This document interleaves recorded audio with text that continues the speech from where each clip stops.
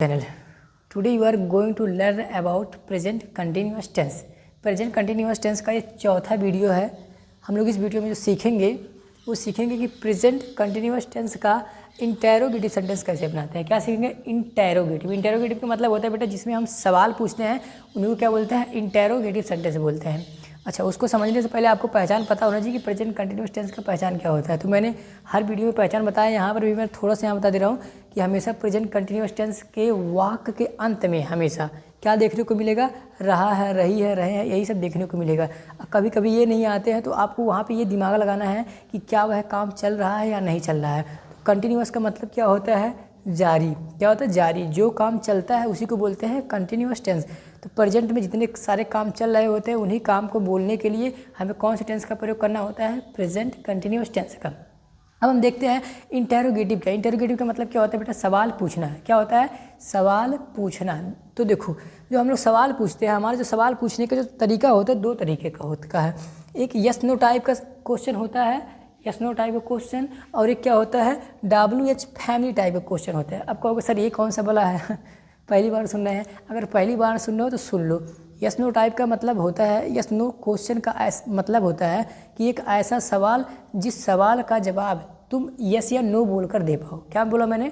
एक ऐसा सवाल जिस सवाल का जवाब तुम यस या नो बोलकर, हाँ या ना बोलकर दे दो, उसी सवाल को कहते हैं यस या नो टाइप। सर पहचान क्या, कैसे पहचानेंगे सर यस या नो टाइप का है? तो पहली बात, दो बातें याद ध्यान रखना। पहली बात तो यहाँ खुद दिमाग लगाना है बेटा कि जो सवाल सामने वाला तुमसे पूछ रहा है, अगर उस सवाल का जवाब तुम हाँ या ना में दे पाते हो तो वही सवाल क्या होगा?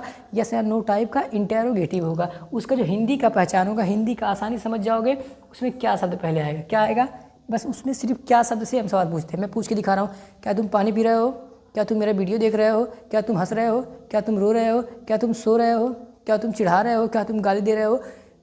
जो मैं सवाल कर रहा हूँ, इन सभी सवालों को जब तुम हाँ ना में दे पा रहे हो नहीं, फिर से मैं पूछ रहा हूँ, क्या तुम मेरा वीडियो देख रहे हो? अगर वीडियो देख रहे हो तो कहोगे यस, नहीं देख रहे हो तो नो। बस आपको यस या नो बोलने की ज़रूरत है। समझ पा रहे हो? तो इसी को बोलते हैं यस एंड नो टाइप का। हिंदी का पहचान सर क्या शब्द पहले होगा? इंग्लिश का पहचान क्या होगा सर? हमेशा इंग्लिश में जो हेल्पिंग वर्ब होगा वो सबसे पहले लिखा जाएगा। कैसे बनाएंगे? हिंदी में क्या शब्द पहले आएगा, लेकिन उसका इंग्लिश बनाते समय क्या का इंग्लिश तो व्हाट होता है, क्या का इंग्लिश क्या होता है? व्हाट। व्हाट मतलब तो क्या होता है, लेकिन जब क्या शब्द पहले होगा और इस सवाल का जवाब हम हाँ या ना में दे देंगे तो वहाँ पर हम व्हाट का प्रयोग नहीं करेंगे। तो सर किसका प्रयोग करेंगे? हेल्पिंग वर्ब का प्रयोग। क्या करेंगे? Helping verb. हेल्पिंग वर्ब क्या मतलब? सहायक क्रिया। कौन कौन से हेल्पिंग वर्ब होते हैं सर प्रेजेंट कंटिन्यूअस टेंस में? तो बता दे रहा हूँ मैं। इसमें होता है इज, एम, आर। इज जो प्रयोग करेंगे हम सिंगुलर सब्जेक्ट के लिए, जब ही सब्जेक्ट होगा तो ही के पहले हम इज का प्रयोग करेंगे। सी सब्जेक्ट किसी का नाम होगा या इट, तो इनके लिए हम क्या प्रयोग करेंगे? इज का प्रयोग करेंगे सबसे पहले। उसके बाद हम क्या लिखेंगे? सब्जेक्ट लिखेंगे, मेन वर्ब में आईएनजी लगाएंगे, ऑब्जेक्ट लिखेंगे, अदर वर्ड रहेगा तो वह भी लिख देंगे, और लास्ट में क्वेश्चन मार्क लगाना मत भूलना, क्वेश्चन मार्क लगाएंगे। सर जब सब्जेक्ट आई होगा, आई मतलब मैं, जब सब्जेक्ट तुम्हारा मैं होगा तो वहाँ पर हेल्पिंग वर्ब क्या आएगा? एम आएगा। क्या आएगा? एम आएगा। और जब सब्जेक्ट तुम्हारा प्लूरल होगा, क्या होगा? प्लूरल मतलब बहुवचन का सब्जेक्ट होगा, तो यू हो सकता है, बी हो सकता है, दे हो सकता है, या तो कोई दो नाउन हो सकता है, तो वहाँ पे सब्जेक्ट क्या लगेगा? आर लगेगा। सर हेल्पिंग वर्ब तो समझ में आ गया, किस सब्जेक्ट के साथ लगाना है ये भी सर समझ पा गए। अब हम क्या करना है दूसरा, देखो दूसरा क्या बोलते हैं? WH family type. WH family type कौन से इंटेरोगेटिव शब्द होते हैं सर? बेटा ऐसे सवाल जिन सवाल का जवाब आप हाँ या ना में नहीं दे पाए। क्या मैंने बोला? ऐसे सवाल जिन सवाल का जवाब आप हाँ या ना बोलकर ना दे पाए उन्हीं को बोलते हैं WH family type interrogative. WH word भी बोलते हैं, WH फैमिली टाइप भी बोलते हैं। देखो सर WH फैमिली क्या होता है समझ नहीं पा रहे हैं? शब्द मैं दिखा दे रहा हूँ। देखो मेनली जो 9 शब्द ही होते हैं तुम्हारे WH फैमिली टाइप के। देख लो कौन कौन से। एक लिखा व्हाट मतलब क्या, व्हेन मतलब कब, व्हाई मतलब क्यों, हु मतलब कौन, हु मतलब किसे, हुज मतलब किसका, वेयर मतलब कहाँ, विच मतलब कौन सा, हाउ मतलब कैसे। तो इनसे अगर मैं सवाल पूछूं तो क्या आप हाँ या ना में जवाब दे पाएंगे? अच्छा मैं पूछ के दिखाता हूँ। तुम पैसा क्यों कमा रहे हो? क्यों कमा रहे हो? क्यों का जवाब हाँ या ना में दे पाओगे?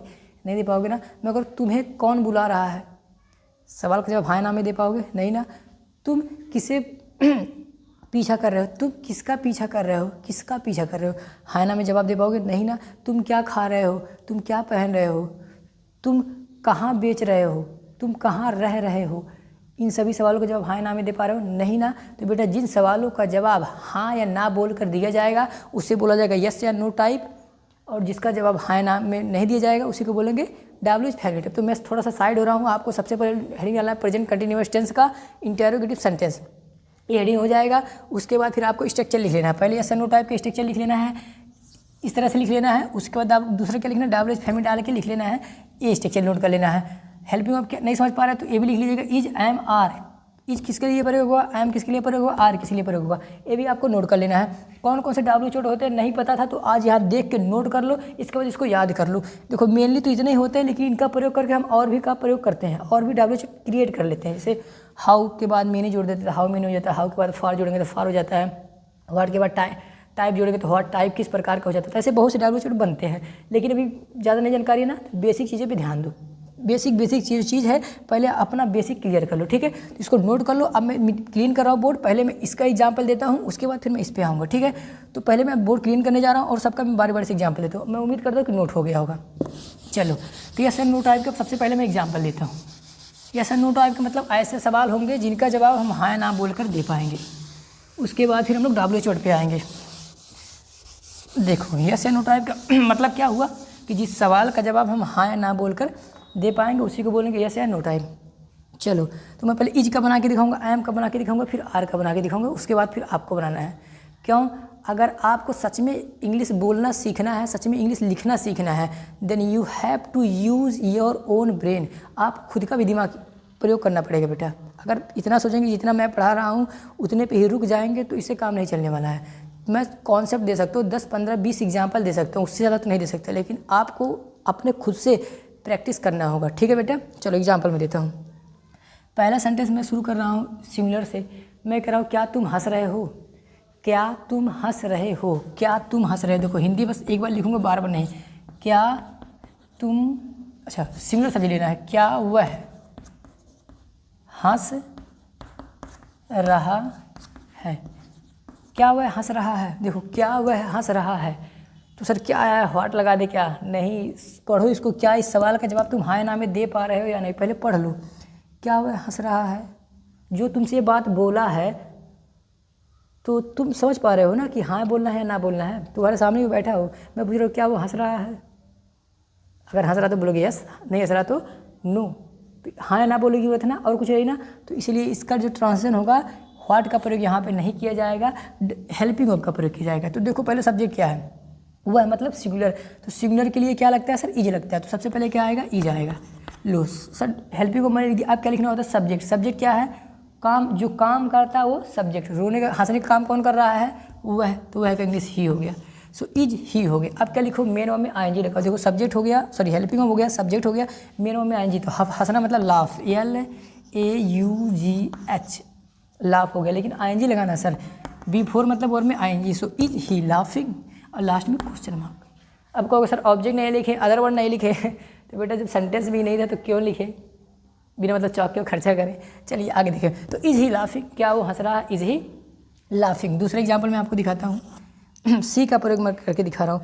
मैं कह रहा हूँ क्या वो रोटी सेक रही है, क्या वह रोटी सेक रही है, क्या वह रोटी सेक रही है। तो इसमें भी देखो क्या शब्द पहले आया है, तो इसमें भी आपको क्या करना है, हेल्पिंग को पहले रखना है। अब सब्जेक्ट पहचानो क्या है, वह मतलब लड़की है ना, लड़की के लिए क्या लगता है, सी। तो सी से पहले क्या लगेगा, इज। अब सब्जेक्ट लिखो सी। देखो हेल्पिंग को मैंने लिखा, सब्जेक्ट लिखा। अब उसका काम क्या है, सेकना को इंग्लिश में बोलते हैं बेक, लेकिन आईएनजी लगेगा तो बेकिंग हो जाएगा। सो इज सी बेकिंग, रोटी का English bread, the bread, BREAD bread.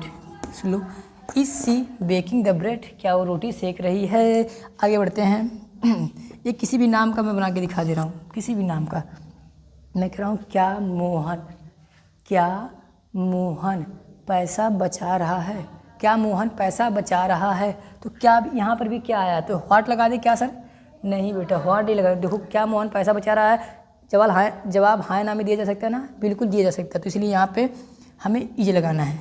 क्यों सर इज क्यों लगाएं, क्योंकि सब्जेक्ट बेटा मोहन है। मोहन मतलब singular subject, so MOHAN। So is Mohan, बचाना मतलब सेव, तो आईएनजी लगाओ, सेविंग, पैसा दमनी। लो बन गया सेंटेंसेस। तो बेटा अब आपको क्या करना है, मेरे बाद आपको जितना सारा सिंगुलर सब्जेक्ट में सब पे प्रैक्टिस करना है।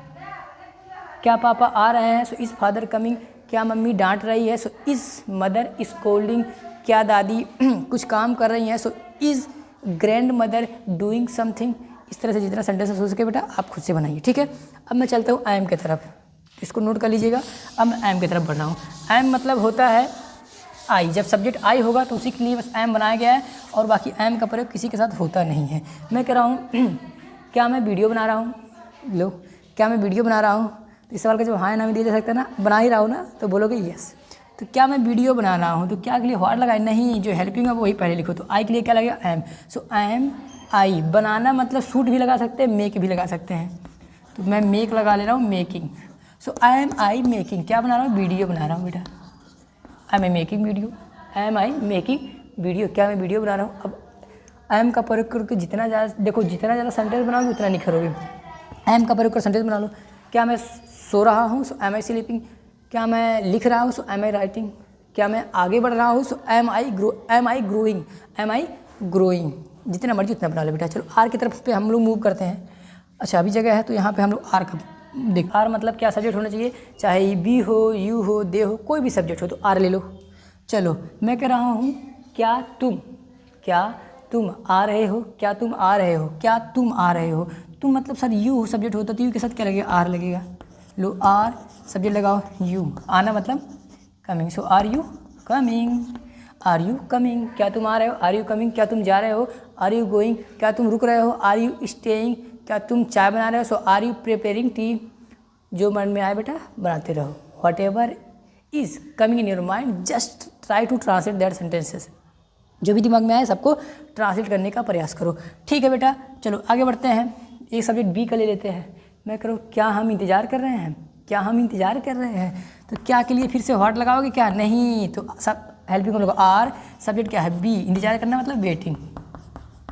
सो are we waiting, are we waiting, क्या हम इंतज़ार करें, आर वी वेटिंग। क्या हम पूछ रहे हैं, so are we asking, are we asking. क्या हम जा रहे हैं, सो आर वी गोइंग। जो मर जाए बना लो बेटा। चलो दे का मैं एक बना के दिखाता हूँ, उसके बाद मैं डब्ल्यू पे आता हूँ। दे मतलब होता है वे। मैं कह रहा हूँ क्या वे कपड़ा बेच रहे हैं, क्या वे कपड़ा बेच रहे हैं। तो क्या के लिए यहाँ क्या लगाओगे, आर, सब्जेक्ट लगाओ दे, बेचना मतलब selling. So are they selling, क्या बेच रहे हैं, कपड़ा, तो the clothes, are they selling the clothes. अब चलो डब्ल्यू चोट पे आ जाते हैं, जल्दी से सबको नोट करते रहना बेटा आपको। अब मैं डब्ल्यू चोट का बताता हूँ। डब्ल्यू चोट का मतलब कॉन्सेप्ट क्या बताया था कि एक ऐसा सवाल होना चाहिए जिस सवाल का जवाब हम हाँ या ना में नहीं दे पाते हैं। जिस सवाल का जवाब हम हाँ या ना में नहीं दे पाते हैं उसी को बोलते हैं WH वर्ड बोलते हैं। मैं एक एक करके सबका बना के दिखाता हूँ। व्हाट से मैं शुरू करता हूँ। व्हाट मतलब होता है क्या, व्हाट मतलब क्या होता है क्या। मैं कह रहा हूँ वह क्या बेच रहा है, वह क्या बेच रहा है। चलो अच्छा बेचना का भी जस्ट बनाया है, बेचना नहीं दूसरा बना रहे हैं। मैं कह रहा हूँ वह क्या खरीद रहा है, वह क्या खरीद रहा है। तो देखो इस सवाल का जवाब हाँ ना में दे पाओगे नहीं ना, तो वह क्या खरीद रहा है, तो यहाँ पे व्हाट लगाया जाएगा। तो बोला जाएगा व्हाट। अब सर डबल शॉट हो गया, क्या लगाना है, हेल्पिंग में लगाना। व्हाट इज़, सब्जेक्ट लिखो ही, व्हाट इज़ ही। खरीदना मतलब बाई, बाई होता है लेकिन आएंगे तो बाइंग हो जाएगा। What is he buying, what is he buying. वो क्या खरीद रहा है, व्हाट इज़ ही बाइंग। वो क्या बेच रहा है, व्हाट इज़ ही सेलिंग। वो क्या खा रहा है, व्हाट इज़ ही ईटिंग। जो मर जाए व्हाट का बना लो। चलो व्हाट के बाद क्या लिखा था, हु लिखा था। हु मतलब क्या होता है, कौन। क्या होता है, कौन। मैं करूँ कौन चिल्ला रहा है, बाहर कौन चिल्ला रहा है। तो मैं पूछ रहा हूँ बाहर कौन चिल्ला रहा है। क्या इस सवाल का जवाब हाँ ना दे पाओगे नहीं ना, तो यहाँ पर भी कौन के लिए सबसे पहले लिखो। कौन मतलब हु।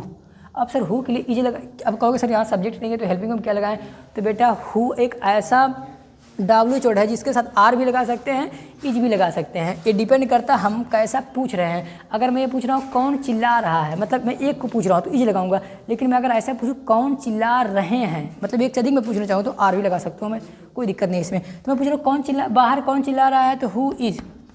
चिल्लाना मतलब क्राई भी होता है, साउट भी होता है। सो SHOUT, साउट मतलब चिल्लाना, आई नहीं लगाओ। सो हु इज साउटिंग, बाहर मतलब होता है outside. Who is shouting outside, who is shouting outside, who is shouting outside. कौन आ रहा है, हु इज कमिंग। कौन कॉल कर रहा है, who is calling.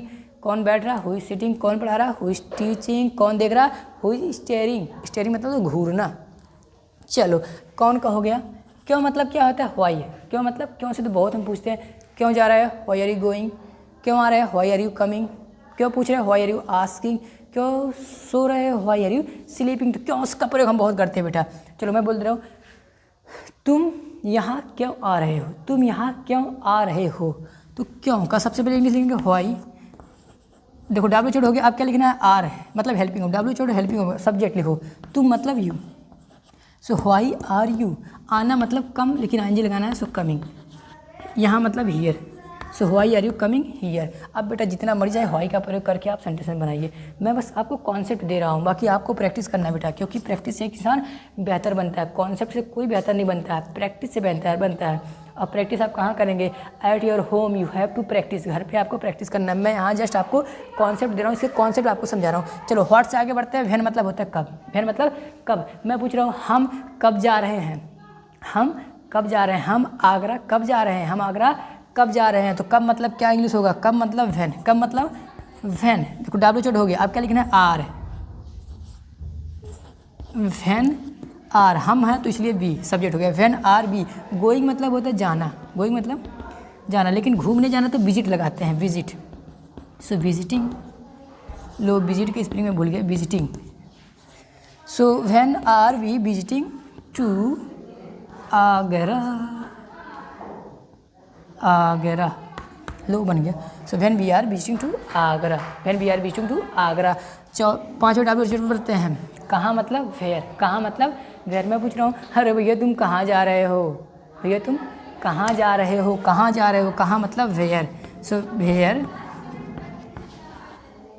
Are you going, तुम कहाँ जा रहे हो, वेयर आर यू गोइंग। तुम कहाँ बेच रहे हो, so where are you selling. ठीक है, तो जितना मर्जी आए वेयर का प्रयोग कर लो।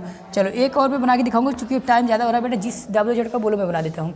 प्रॉब्लम आपको हुम में हो सकता है, हुज में हो सकता है और विच में हो सकता है। तो मैं आपको बता दूँ, हुज और विच दो ऐसे डब्ल्यू जेड है जिनके साथ एक नाउन आएगा। मैं पूछ, अच्छा हुज का मैं बना के दिखाता हूँ। मैं कह रहा हूँ किसका भाई आ रहा है, किसका भाई आ रहा है। हुज अकेले प्रयोग नहीं कर पाओगे आप, टेंस में हुज का प्रयोग अकेले नहीं कर पाओगे। हुज करके देख लो, क्योंकि हुज पॉजेसिव केस दिखाता है, अधिकार दिखाता है, तो इसलिए हुज का प्रयोग अकेले नहीं होगा। मैं पूछ किसका भाई आ रहा है, तो किसका भाई मतलब whose brother, whose brother is coming, whose brother is, whose brother is coming. किसका भाई आ रहा है, हुज ब्रदर इज कमिंग। किसके पापा आ रहे हैं, हुज फादर इज कमिंग। तो इसका बना सकते हो बेटा आप, ठीक है।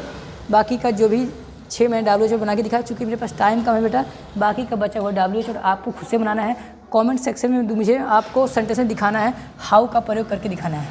हाउ मतलब होता है कैसे। चलो मैं एक उर्ली बोल दे रहा हूँ, मैं कह रहा हूँ तुम इसे कैसे कर रहे हो, तुम इसे कैसे कर रहे हो। So how are you doing this. एक मैं बना के दिखा दिया हूँ, बाकी आपको बनाना है, प्रैक्टिस करना है, और आपको हाउ का एक कोई भी सेंटेंस आपको बना के कमेंट सेक्शन में लिखना है। तो आई होप कि आपको एक्सप्लेनेशन एग्जाम्पल समझ में आया होगा। So thanks for watching this video.